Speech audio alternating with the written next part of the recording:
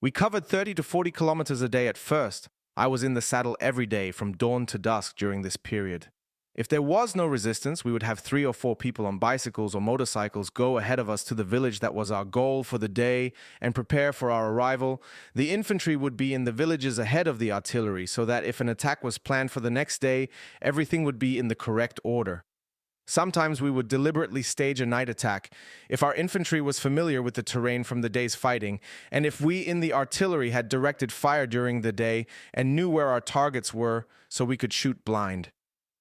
With the fall of night, the infantry would send out probing patrols to locate the enemy's latest defense line and try to take prisoners so we could learn from them the enemy units that were opposing us. They would move forward until they drew fire, and then they would try to flank the position that had fired at them if they were lucky. And if they did not get hit when they were fired upon, they might surprise an enemy soldier and take him prisoner. The prisoner would be sent back to the division, where an interpreter would interrogate him and try to find out the identity of the units facing us, how well equipped they were, and how long they had been in combat. Sometimes instead of stopping for the night, we would stop in the evening for a rest break of an hour and then keep marching through the night because it kept the enemy troops on the run and did not allow them to regroup. Our troops would become lethargic after a while, but they woke up quickly enough if we ran into resistance. It did not happen often that we marched through the night, but when it did, everyone would give his best because we all knew that it saved lives in the long run. Burning villages, the bodies of dead Russian soldiers, the carcasses of dead horses, burned out tanks, and abandoned equipment were the signposts of our march. The infantry had to move on foot, but we rode either on horseback or on the equipment being pulled by our horses. Occasionally, when there was resistance up ahead, Ninth Army would send trucks back to rush the infantry forward more quickly. A supply column followed us to provide ammunition, hay and oats for the horses, food for the people, and fuel for the motorized equipment. If we outran our supply column, we had to live off the land. But most of the time, our supply column kept up. We had a day of rest occasionally because the men and horses were only flesh and blood, and they would become exhausted and simply unable to continue. While we rested, the tanks and mechanized forces would continue putting pressure on the enemy. We got our first day of rest in a Russian village at the end of June after 15 days of hard pushing. The weather was very hot, and it felt good to sit around in swimming trunks with no boots and just rest. We had our guns in position, but the Russians were running away and there was really no danger. During rest days, the men got a chance to wash their clothes and write letters home. We also got better food because there was more time to prepare it. Once during a day of rest, we had a ceremony at which decorations were awarded. I was awarded the Iron Cross First Class on this day for helping to break enemy resistance during the first week of the invasion.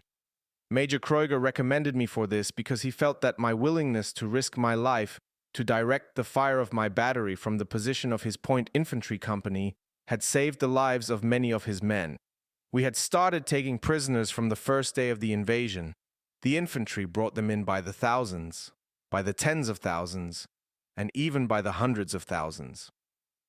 As we advanced farther into Russia, the stream of Russian prisoners going in the opposite direction, toward Germany, swelled. I wondered at first whether we were prepared to care for so many of them, and as the numbers continued to grow, I was sure we were not. Our supply line did well just to keep the German army supplied, and we could not possibly have anticipated so many prisoners. They seemed apathetic and expressionless. Their simple uniforms created the impression of a huge, dull mass. They could not be cared for properly, in fact, and many of them died of starvation. They were given grain from the farms and meat from the horses that were killed in battle, but it was not enough to sustain them. It was a terrible situation. But it was not that they were neglected, it was just not possible to feed them in such numbers and still feed our own troops. We had been informed about the now infamous Commissar Order. The communist commissars in the Russian army were considered especially dangerous people who would instigate and incite others, and we were therefore to separate them from other prisoners and turn them over to the division. What we did not know was that the division was to turn them over to the Nazi Party, which would execute them. I did not give it any special thought, because as artillery, my battery was unlikely to be taking prisoners. One evening in mid-July, my battery was assigned to spend the night in the same village where the division staff were staying the night. They were assigned there because it had nice houses, and I was assigned there because it had good facilities for my horses. Apparently, General Major von Studnitz's operations officer told him an artillery battery was quartered in the same village, and he sent someone to invite me to have dinner with him that evening. He was in his middle 50s and a little on the heavy side. He was an impressive professional soldier who understood the art of warfare and was an effective practitioner. He was an intellectual, a political and philosophical thinker, and an avid reader. He was highly respected by his men and subordinate officers. I reported to him in his loghouse. "Good evening, Napa," he said, smiling broadly and offering his hand. "Have a seat." He motioned to a table and waved to his orderly to pour wine for us. "How are things going for you?" he asked. "Just fine, Herr General," I responded. "Excellent. They are fine soldiers, and their attitude could not be better. How is the morale of your people? How are your horses holding up?" "They are doing well, as long as they get a day of rest." He was investigating how his supply functions were working.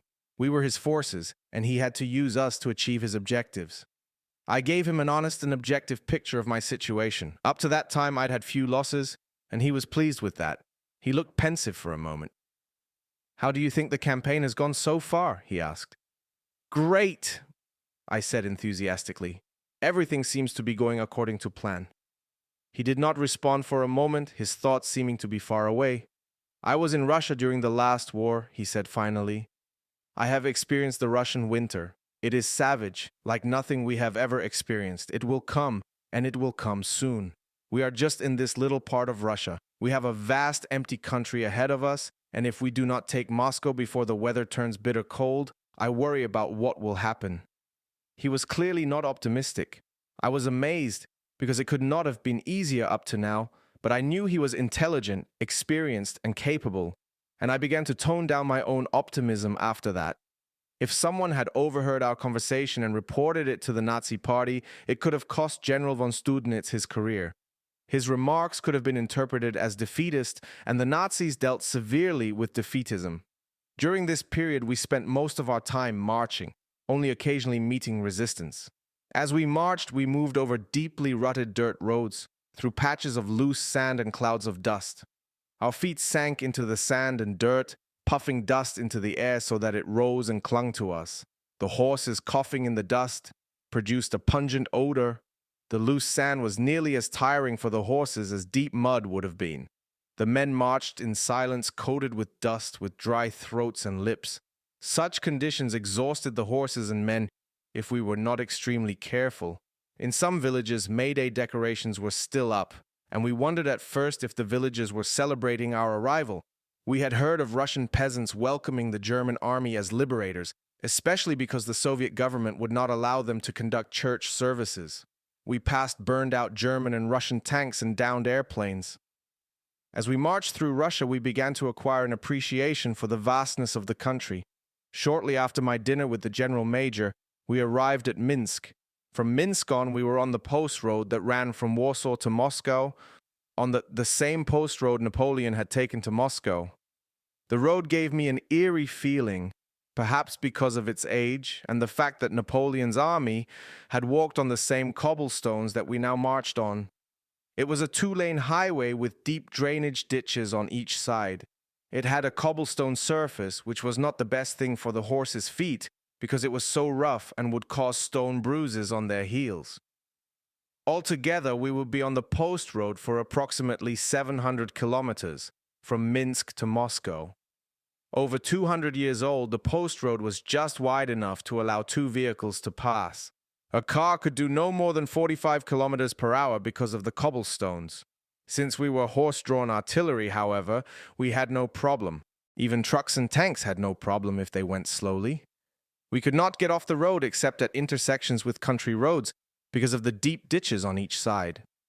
All the other roads were dirt roads that would become mud in a rain.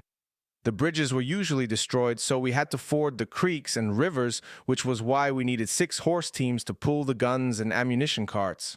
At the Berezina River, we got into a very tight spot.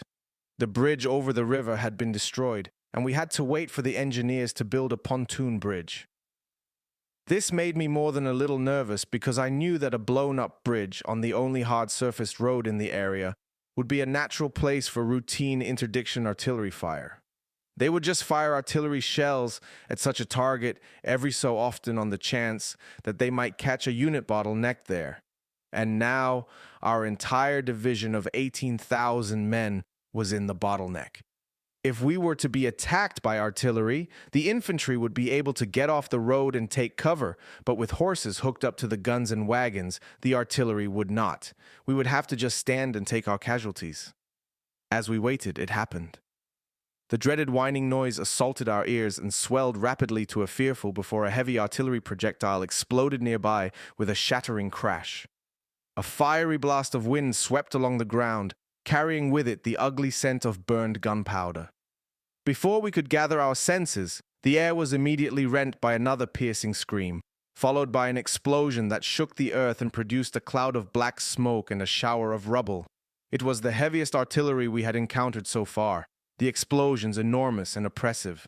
The vehicles of my battery were on the road leading to the blown-up bridge, and we could only stay there. Although the firers had to stand to try to keep the horses under control, the gunners tried to protect themselves by lying down beside the road. It was probably railroad-mounted guns 30 or 40 kilometers away that were firing at us. We did not know whether they knew we were there or whether it was just lucky timing for them during routine interdiction fire. Fortunately, it did not last too long, so they must not have known we were there. We lost 3 dead and 21 wounded. Our losses, as bad as they were, could have been much worse.